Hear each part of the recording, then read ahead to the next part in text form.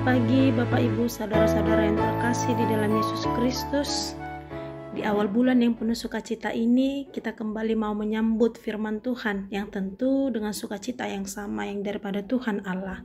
Tetapi sebelum kita mau mendengarkan dan menerima sukacita itu melalui firman-Nya, terlebih marilah kita berdoa. Kami bersyukur atas setiap kemurahan kasih-Mu Tuhan.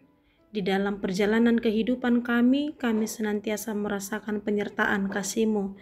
Terima kasih Tuhan untuk setiap penyertaan itu kami boleh melewati hari-hari baru dengan penuh sukacita. Saat ini Tuhan, kami mau menerima firman-Mu di awal bulan yang penuh sukacita ini, yang akan tetap meneguhkan kami untuk boleh menjalani kehidupan kami. Biarlah firman-Mu menjadi pelita dan terang bagi jalan kami. Di dalam Yesus Kristus kami berdoa kepadamu. Amin. Saudara-saudara yang terkasih di dalam Yesus Kristus, firman Tuhan yang menyapa kita pada saat ini terambil dari Mazmur pasalnya yang ke-71 ayat 20. Beginilah firman Tuhan. Engkau yang telah membuat aku mengalami banyak kesusahan dan malapetaka, Engkau akan menghidupkan aku kembali, dan dari samudera raya bumi Engkau akan menaikkan aku kembali. Demikian firman Tuhan. Bapak Ibu saudara-saudara yang terkasih di dalam Yesus Kristus, semua kita pasti mengalami masa-masa sulit, entah karena masalah kesehatan, masalah keuangan, relasi, atau tekanan batin sekalipun. Dan tentu di dalam nats ini, pemazmur dalam mazmurnya yang ke-71 ini berbicara tentang pengalaman panjang hidupnya, termaksud penderitaan dan penindasan. Di tengah-tengah semuanya itu, ia menyatakan harapan yang teguh pada Allah yang sanggup memulihkannya. Pemazmur menyadari bahwa kesulitan bukan hal asing bagi orang percaya. Bahkan ia mengakui bahwa Allah mengizinkan penderitaan terjadi bukan untuk menghancurkan, tetapi untuk membentuk pribadi yang lebih baik. Di balik pengakuan penderitaan tersimpan sebuah keyakinan Allah yang sanggup memulihkan kehidupan. Menghidupkan bisa bermakna secara pemulihan iman maupun jasmani, kesembuhan, kekuatan yang baru. Tentu keterpurukan yang sangat dalam seperti berada di liang kubur, namun di sanalah Allah menyatakan kuasanya. Ia sanggup mengangkat kita dari titik terendah kehidupan ini.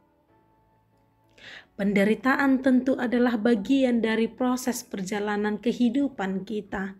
Kita tidak dijanjikan hidup tanpa luka, tetapi kita dijanjikan penyertaan Tuhan selalu ada di tengah-tengah luka itu.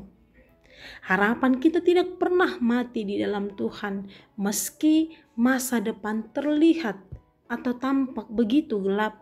Iman yang kita miliki menuntun kita untuk tetap percaya bahwa Allah bekerja di balik layar, memulihkan dan mengangkat kita.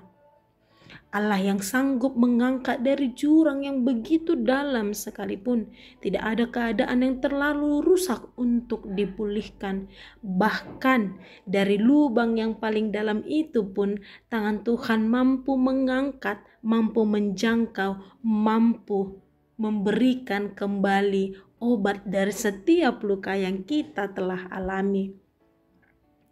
Untuk itulah Bapak Ibu saudara-saudara yang terkasih di dalam Kristus Yesus, kita mengingat bahwa penderitaan bukan akhir dari setiap cerita perjalanan kehidupan kita ini. Terus berpegang pada pengharapan pada Tuhan walaupun situasi belum berubah. Bersaksi tentang pemulihan Tuhan, mengalami bagaimana pertolongan Tuhan di masa-masa sulit kita. Jadikan itu kesaksian bagi orang lain yang sedang terpuruk, sehingga kita dapat membawa pemulihan itu di dalam Tuhan. Belajar bagaimana kita melihat makna di balik penderitaan. Karena memang terkadang Tuhan mengizinkan penderitaan untuk menyadarkan kita, untuk mendidik kita, dan untuk memperkuat iman kita. Bagaimana perjalanan kehidupan seorang Ayub yang berada di dalam penderitaan, yang berada di dalam penindasan, penekanan akibat penyakit dan seluruh harta yang dia miliki telah hilang. Tetapi dia tetap percaya bahwa Tuhan dapat kembali menghidupkan dia di dalam kehidupan yang baru. Sekalipun sahabat, keluarga, anak, harta bendanya telah hilang, tetapi dia tetap berpegang pada pengharapan imannya di dalam Tuhan.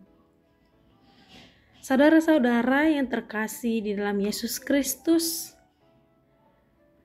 pengakuan iman yang kuat bahwa Allah bukan hanya melihat penderitaan kita, tapi Ia juga bekerja untuk memulihkan hati kita.